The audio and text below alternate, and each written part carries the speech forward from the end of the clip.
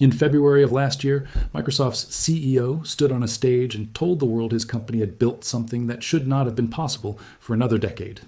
A quantum chip powered by an entirely new kind of particle, one so exotic that physicists have spent nearly a century arguing over whether it even exists in nature at all. Microsoft called it Majorana 1, and the company promised it would compress the timeline to a truly useful quantum computer from decades down to just a few years. 16 months later, one of the very physicists whose own research Microsoft's approach depends on publishing a formal peer-reviewed challenge in the journal Nature, alleging the headline result relied on coding errors and data the company chose not to fully share. And now, according to Microsoft's own public statements, the company is sending its data directly to DARPA, the United States military's most advanced research agency, for independent arbitration. When your quantum computing claims get contested seriously enough that the Pentagon's own research division gets pulled in to referee, that is not just an academic dispute anymore. That is a story worth understanding in full, so let's walk through exactly what happened, what is actually being disputed, and why this fight might matter far more than a typical scientific disagreement buried in a research journal nobody outside the field ever reads. First, a quick, honest disclaimer before we go any further. Because this story involves real people, a real company, and a genuinely contested scientific debate that has not been resolved by any court, regulator, or independent scientific body. Nothing in this video should be understood as an accusation of fraud or deliberate wrongdoing against Microsoft or anyone at the company. What we are describing here is a legitimate, ongoing scientific disagreement playing out through the normal, healthy channels of peer review and published rebuttal, exactly the kind of adversarial scrutiny that is supposed to happen in serious science. With that said, the substance of this disagreement is genuinely fascinating, and the stakes riding on the outcome are enormous, both for Microsoft specifically and for the broader quantum computing industry as a whole. Let's start with what Microsoft actually claimed, because you need to understand the promise before you can understand why the challenge to it landed with such force.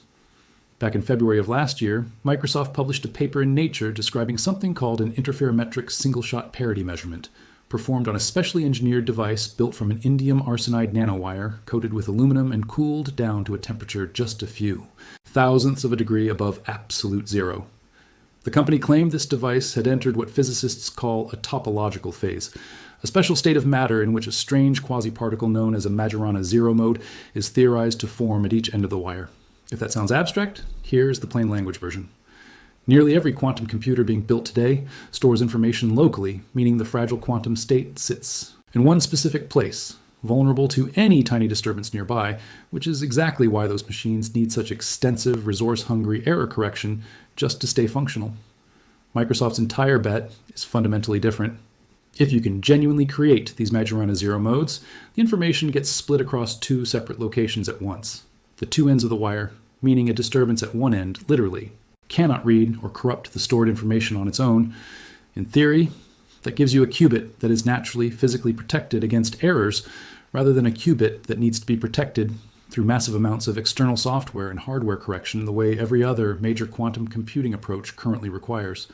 If that theoretical protection actually holds up in practice, it would be a genuinely enormous deal, which is exactly why Microsoft's CEO, Satya Nadella, described a clear path toward a processor containing a full 1,000,000 qubits on a single chip, and why the accompanying research paper itself stated a useful, commercially valuable quantum machine could arrive in years rather than decades. Those are not modest, hedge your bets predictions. Those are some of the boldest claims made by any major technology company in the entire history of quantum computing research, and Microsoft has continued doubling down on that bold framing ever since, rather than walking any of it back. But here is the detail that makes this entire story so much more complicated and so much more interesting than a simple story of skeptics doubting an impressive new invention. This is not actually the first time Microsoft has made this exact kind of claim, and it is not the first time that exact kind of claim has fallen apart under closer scrutiny. Lab published a paper claiming to have found solid evidence of Majorana particles in a similar type of device.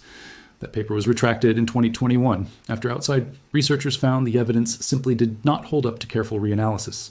That history matters enormously for understanding the skepticism Microsoft's newer claims have consistently faced, because this specific field of physics has a well-documented repeating pattern stretching back more than a decade, promising experimental signatures appearing in headlines, followed by careful independent scrutiny, gradually revealing that ordinary, mundane physical effects, things like disorder within the wire or accidental pockets of trapped charge called quantum dots, can produce measurement signals that look deceptively similar to genuine Majorana signatures without actually being the real thing. Distinguishing an authentic, deeply protected topological state from a convincing physical imitation has been, for more than a decade now, the single hardest and most contested problem in this entire specialized corner of physics. That history is exactly why, even at the original February 2025 announcement, Nature's own editors took the unusual step of attaching an explicit note directly to Microsoft's published paper, stating plainly that the results in the manuscript did not, in their assessment, represent evidence for the presence of Majorana zero modes in the devices Microsoft had actually reported on. Think about that for a moment. The very journal publishing Microsoft's headline claim simultaneously published an editorial caveat, essentially saying the claim itself remained unproven, right alongside the announcement that generated worldwide headlines. That detail rarely made it into the more breathless technology coverage of the original announcement, but it planted a seed of formal, on the record, scientific doubt that never actually went away, and which has now grown into something considerably more serious. That brings us to June of this year and the formal challenge that pushed this story from simmering academic skepticism into a genuinely public reckoning. On June 24th, Nature published a peer-reviewed critique, written by Henry Legg, a condensed matter physicist at the University of St. Andrews in Scotland, whose own research specifically focuses on the exact type of semiconductor-superconductor nanowires that Microsoft's entire topological approach depends on. His critique appeared in a specific section of the journal called Matters Arising, a formal mechanism reserved specifically for scientists contesting previously published research through the peer-reviewed literature, rather than simply sniping at each other on social media or in press interviews. Microsoft was granted a formal right of reply, published in that same issue, meaning readers got to weigh the accusation and the company's rebuttal against each other side by side, exactly the kind of transparent, adversarial process serious science is actually supposed to run on. Legg's critique broke down into two distinct pieces, and it is worth understanding both separately because they raise genuinely different kinds of concerns. The first piece concerned the software Microsoft used to actually validate its device, a tool the company calls the Topological Gap Protocol, an automated system specifically designed to scan a device and identify the regions where a genuine clean energy gap, the physical signature that supposedly proves the topological state exists, could reliably be found. Legg argued this validation tool was unstable, meaning that when fed slightly different but equally reasonable technical parameters, its classification of a given device region could flip between labeling it as a genuine gapped region versus an unsuitable gapless one. In at least one specific device, Legg found that the exact region Microsoft had presented publicly as clean and suitable got classified as unsuitable under an alternative, equally defensible parameter setting. He also identified what he described as two specific coding errors in how Microsoft processed its underlying data, one that apparently instructed the analysis software to display only the single most promising region of the device, while omitting all other regions from view, and a second that allegedly reordered a data array incorrectly, mixing up voltage values in a way that mattered specifically because the underlying measurements were not evenly balanced around a central zero point. Correcting both of these alleged errors, according to Legg's own reanalysis, revealed additional regions of the device that Microsoft's own published paper apparently never actually examined. The second piece of Legg's critique was, by his own account and by most independent assessments of the dispute, the more consequential one. Microsoft's original paper did not publish its raw underlying transport data, only the finished classification maps produced by its own validation software. So Legg went and pulled the actual raw measurements directly from Microsoft's own public data repository. And according to his own detailed reanalysis, that raw data simply did not resemble what a genuinely clean, well-behaved superconducting device should actually look like. He described finding an abundance of unexpected low-energy states, conductance signals extending across a much wider voltage range than a clean device should show, poorly defined measurement peaks, and the two separate ends of the same wire behaving noticeably inconsistently with each other, when a genuinely uniform, well-engineered device should show closely matching behavior at both ends. He also reported finding what he interpreted as the classic telltale signatures of those accidental quantum dots we mentioned earlier, the mundane, ordinary physical effect that has repeatedly been shown to mimic genuine Majorana signals without actually being the real thing. In an interview describing his findings to reporters, Legg offered a vivid, memorable comparison, saying that examining Microsoft's device felt like opening up a precision Swiss watch and discovering, instead of the expected finely tuned mechanism, a chaotic jumble of mismatched parts sitting inside. Microsoft's formal response, published in that same issue of Nature with quantum hardware lead Chetan Nayak listed as the corresponding author, did not attempt to rebut Legg's specific technical points one by one. Instead, the company reframed the entire basis of the disagreement. Microsoft's position is that the topological gap protocol Legg spent so much of his critique analyzing was never actually intended to serve as evidence for the topological state in the first place. According to Microsoft, that software served only as a tuning procedure, a tool for narrowing down where on the device to actually take a measurement, not as proof of anything on its own. The real evidence, Microsoft maintains, comes from an entirely separate measurement, a radio frequency, reading of the device's quantum capacitance that produces a distinctive two-state signal oscillating with a very specific, theoretically predicted magnetic flux period. According to the company, a genuinely gapless, disordered wire simply could not sustain that kind of clean, periodic signal because the signal would inevitably degrade into random noise instead. As for the specific coding errors Legg identified, Microsoft characterized them as amounting to a single, trivial, off-by-1 pixel discrepancy, one that altered the resulting figures negligibly and did not actually change the ultimate classification of the device region in question. So who is right? Here is the honest, slightly unsatisfying answer, and it is worth sitting with rather than rushing past. Both sides are, in a very real sense, reasoning from a different starting assumption about what actually counts as proof in the first place. Microsoft's argument runs forward from the observed capacitance signal outward, essentially saying, we detected this specific signal. This specific signal requires the existence of an energy gap to occur, and therefore the gap must have been present in our device. Legg's argument runs in the opposite direction, insisting that the existence of that gap needs to be independently demonstrated through the underlying transport data itself, not simply inferred backward from a separate signal that already presupposes the gap's existence as a starting assumption. Neither argument can fully settle the disagreement without appealing to evidence the other side considers insufficient on its own terms. And no outside referee, no independent journal editor, no single peer reviewer currently has the clear authority to simply declare a winner.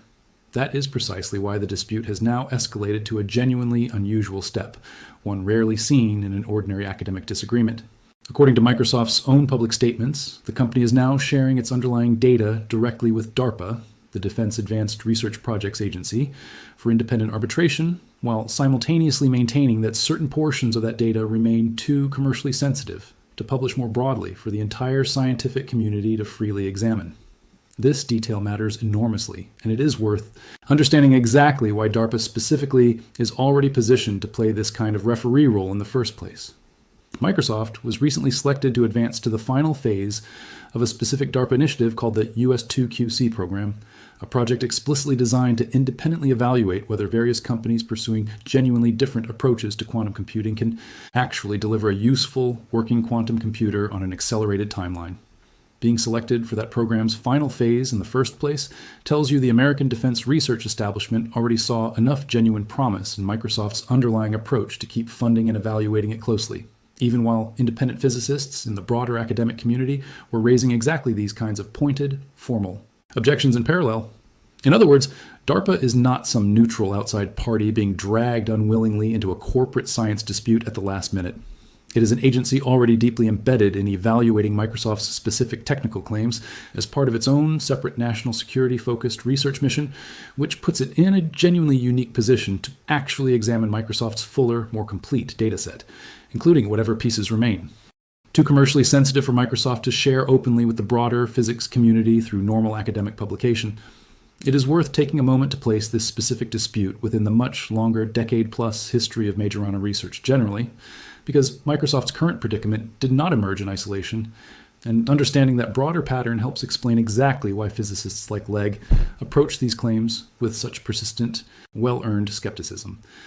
The hunt for genuine Majorana zero modes in engineered laboratory devices stretches back to at least 2012, when the first tentative experimental signatures suggestive of these exotic particles began appearing in published research. In the years since, the field has repeatedly followed a strikingly similar cycle. A research team announces a promising new signal, media coverage treats the finding as a major breakthrough, and then, gradually, more careful independent reanalysis reveals that mundane, ordinary physical effects can produce measurement signatures that look deceptively similar to the genuine article, without the underlying exotic physics actually being present at all. The 2018 Microsoft-backed paper that was ultimately retracted in 2021 was simply one particularly high-profile chapter in that much longer running pattern, not an isolated incident specific to one unlucky research team.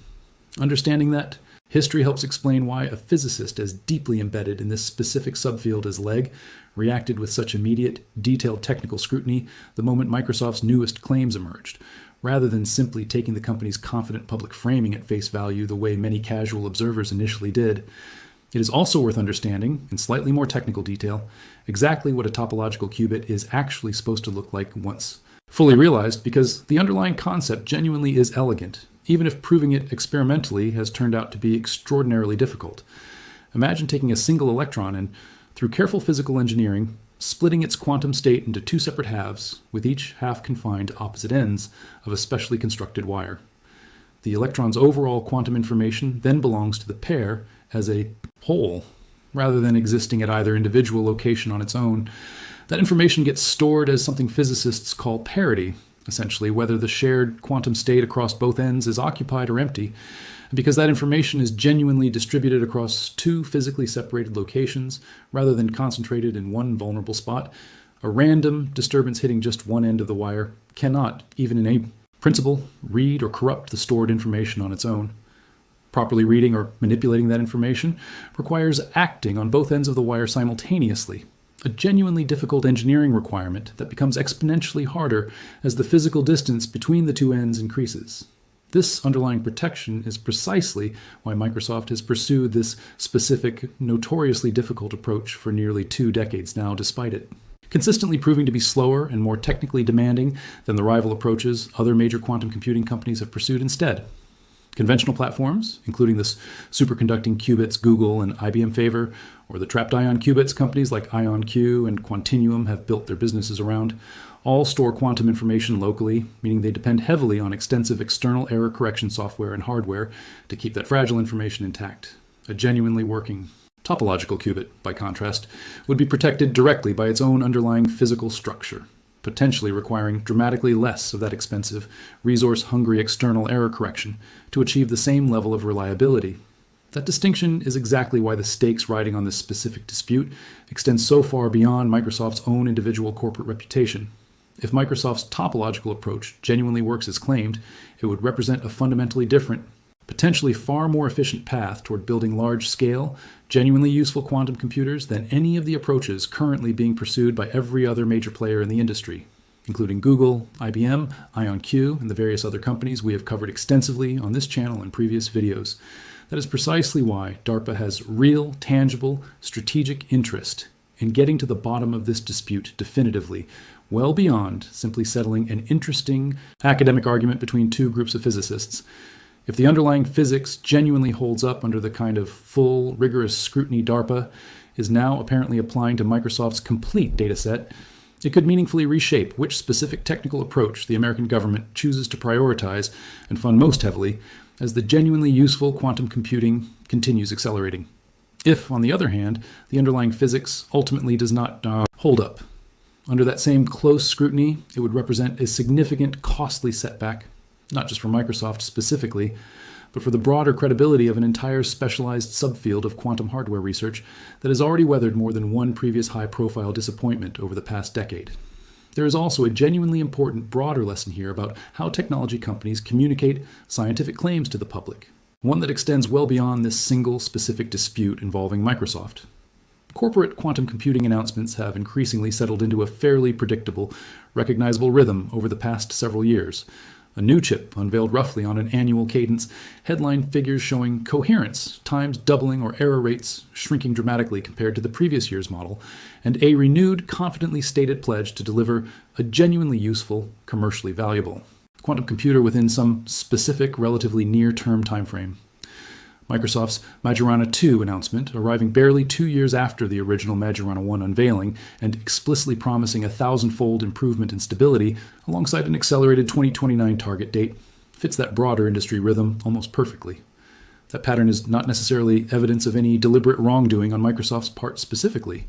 And genuine, real scientific and engineering progress clearly is happening across the broader quantum computing industry, evidenced by the real, independently verified improvements we have covered from multiple different companies in previous videos on this very channel.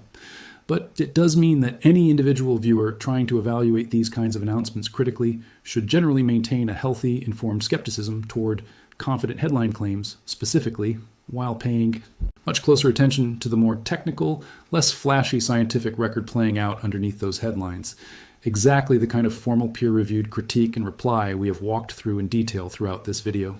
None of this is meant to suggest that Microsoft's underlying research program lacks genuine merit or genuine ambition, because it clearly does not. Pursuing a fundamentally different, hardware-protected approach to quantum computing, rather than simply following the same well-trodden path other major companies have already committed to, represents a genuinely bold, high-risk, high-reward strategic bet. Precisely the kind of ambitious long-term wager that, if it ultimately pays off, could allow Microsoft to leap ahead of competitors who have spent years further down a fundamentally more error-prone technical path. That is exactly why so many serious people across the physics community, DARPA included, remain genuinely invested in seeing this specific dispute resolved with real clarity, one way or the other, rather than simply dismissing Microsoft's claims outright or, alternatively, accepting them uncritically without the kind of rigorous adversarial scrutiny that any extraordinary scientific claim genuinely deserves before the broader community accepts it as settled, established fact. If you find this kind of deep dive into how real scientific disputes actually get resolved or fail to get resolved behind the flashy press releases genuinely interesting, go ahead and hit that like button right now. It really does help this channel reach more people who want the full, careful picture rather than just a surface-level headline. And if you want to keep following exactly how this Microsoft quantum dispute develops from here, subscribe. Because based on how quickly the story has already escalated over just the past several weeks, there is clearly more still to come. Here is where the story gets even more complicated and honestly, a little bit stranger. Nature accepted Legg's formal critique for publication back on April 20th, but the journal did not actually publish it until late June, roughly 2 full months later. In the gap between acceptance and publication, Microsoft had already unveiled a brand new second-generation version of its topological chip called Majorana 2 at the company's own build developer conference on June 2nd, describing it as roughly 1,000 times more stable than its predecessor, and simultaneously accelerating its own public target for delivering a genuinely scalable, commercially useful quantum computer all the way up to the year 2029. The timing here is worth sitting with for a moment, because it meant Legg's formal peer-reviewed challenge to the original Majorana 1 claims landed in the public record during a period when Microsoft was actively, aggressively promoting an entirely new successor chip built on the same fundamentally disputed underlying physics, which made the critique considerably harder for casual observers to simply dismiss as old, stale news about a chip the company had already moved past. The improvements Microsoft claims for this newer Majorana 2 chip are genuinely striking on their own technical merits, worth understanding regardless of how the underlying dispute eventually resolves. Where the original Majorana 1 chip could only maintain its delicate quantum states for a matter of milliseconds, Microsoft now reports a mean qubit lifetime of approximately 20 full seconds, with some individual measurements reaching a full minute of stability, alongside microsecond scale gate operations, and a physical qubit measuring roughly 1/100th of a millimeter across. The most significant underlying change is a swap in the core materials involved, replacing the original aluminum superconductor with lead instead, which Microsoft's Chetan Nayak says helps shield the fragile quantum states from disruptive cosmic radiation and, according to the company's own published figures, more than doubles the size of the crucial topological energy gap compared to the original design. Microsoft also revealed that this newer chip was developed with meaningful assistance from an internal artificial intelligence research platform the company calls Microsoft Discovery, marking an interesting, increasingly common pattern we have seen across the broader quantum computing industry lately, where AI tools are directly accelerating the pace of quantum hardware research itself, compressing years of traditional trial and error experimentation into a dramatically shorter timeframe. But here is the honest catch that responsible reporting on this story absolutely has to include, because it is exactly the kind of detail that gets glossed over in more excited, less careful coverage. The research paper accompanying this new Majorana 2 announcement does not actually demonstrate a fully working functional qubit. It documents a single long-lived parity measurement taken on one specific wire within a small 4-qubit array, and it reports only measurements taken along one particular direction, what physicists call the Z direction, while notably omitting the complementary measurements along a different direction, that would actually be required before the device could reasonably qualify as a genuine, complete qubit, let alone before it could perform an actual logical operation the way a working quantum computer eventually needs to. The paper also relies on an entirely new radio frequency tuning method that Microsoft explicitly describes as separate from the original disputed topological gap protocol, and it does not yet demonstrate consistent multiple identical chips, the kind of broad reproducibility that serious, skeptical physicists generally consider an essential prerequisite before accepting a genuinely new physical phenomenon as firmly established scientific fact. Legg himself, when asked directly about the new chip, told reporters the announcement had not changed his overall assessment of Microsoft's broad research program, and separately criticized the accompanying preprint for resting on only a small handful of individual devices without any publicly available evidence of the broader reproducibility that the underlying claim would genuinely need to hold up. It is worth stepping back here and appreciating just how genuinely difficult this specific area of physics actually is to nail down conclusively, because that context matters enormously for judging how seriously to take either side of this dispute. Experimental claims sitting at this particular frontier of condensed matter physics are notoriously hard to establish with full, unambiguous confidence, precisely because the physical signatures researchers are hunting for are extremely faint, genuinely ambiguous even under the best possible measurement conditions, and readily mimicked by far more mundane, ordinary physical effects that have nothing to do with the exotic topological physics Microsoft is specifically trying to demonstrate. The fact that this entire disagreement is being conducted openly through a formally published critique and an equally formal published reply in one of the world's most respected peer-reviewed journals is not actually a sign that something has gone wrong with the scientific process here. It is closer to the opposite. This is exactly what rigorous, functioning scientific self-correction is supposed to look like in practice. Adversarial scrutiny playing out in the open literature, forcing extraordinary claims to survive genuinely extraordinary scrutiny before the broader field accepts them as settled fact, rather than simply taking a well-funded company's own press release at face value because it happened to generate exciting headlines. It is also worth giving Microsoft real, genuine credit for one specific strategic choice buried underneath all of this controversy,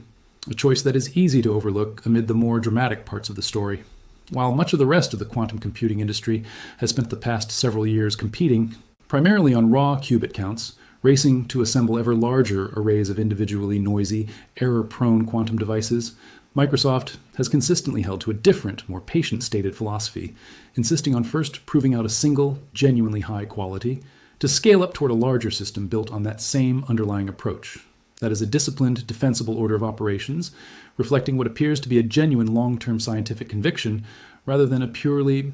short-term, headline-chasing marketing strategy.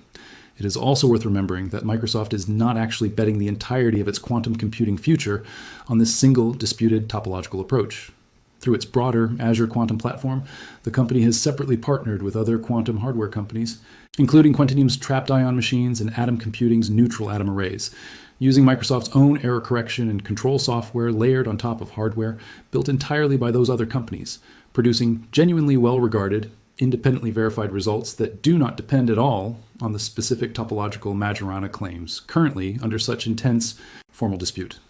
In other words, Microsoft is running two separate, meaningfully different quantum computing strategies simultaneously, one built on borrowed, already well-established hardware from established partners, delivering solid, uncontested near-term results, and one built entirely on its own homegrown, considerably more speculative and currently disputed topological physics, offering the tantalizing possibility of a genuinely decisive long-term advantage if the underlying science ultimately holds up to sustained scrutiny. So where does this leave us now that one of the most ambitious quantum computing bets in the entire industry has landed on DARPA's desk for independent arbitration? The honest, complete answer is that nothing about this dispute has actually been definitively settled yet, in either direction. The specific coding errors Legg identified appear to be genuinely, even if the two sides still disagree sharply about how much those errors actually on. The deeper, more fundamental physics question, whether Microsoft's device genuinely achieved a topological state at all, remains formally unresolved, sitting on the permanent scientific record as an open, actively contested question, rather than a confirmed, settled fact. Microsoft continues to publicly stand firmly behind its conclusions, has already moved forward aggressively with a second-generation chip built on the same disputed underlying physics, and has accelerated rather than walked back its own timeline for delivering a genuinely useful, commercially valuable quantum computer. Meanwhile, DARPA now sits in the genuinely unusual position of serving as a kind of independent, technically sophisticated referee for a dispute that the normal academic peer review process alone has not been able to fully resolve on its own, examining data that remains partially shielded from the broader physics community's full open scrutiny for reasons of commercial sensitivity. Whether Microsoft's topological bet ultimately proves to be the genuine breakthrough the company has consistently claimed it to be, or whether it eventually joins the long, well-documented history of promising Majorana signals that looked convincing, at first before quietly dissolving under sustained independent scrutiny, remains a genuinely open question. But given how much money, scientific credibility, and now apparently national security research attention has been staked on the answer, this is a dispute absolutely worth continuing to watch closely as it continues to unfold in the months directly ahead.